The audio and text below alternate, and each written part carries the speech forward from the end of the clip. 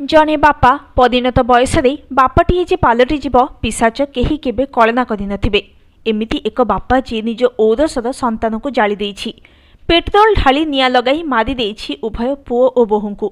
पुओ टंका देलानी बोली पुओ और बोहूंकु पोड़ी मारिदेला।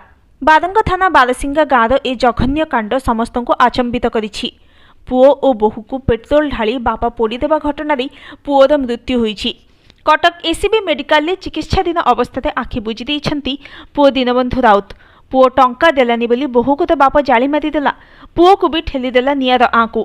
बारंग थाना बारसिंगा गाँव निजर पुओ बोहू को बापर पेट्रोल ढाली हत्या उद्यम घटना चलीगला उभय पुओ और बोहूंक जीवन। जल्लाद बापा गोवर्धन राउत को गिरफ करिछि बारंग पुलिस। गत रविवार दिन चिकित्साधीन अवस्था बहु सस्मितांकर भी मृत्यु होइथिला। आउ आज सबुदिन आखि बुझी देइछन्ति पुओ। एही घटना परठारु शोकरे बुड़ीछि।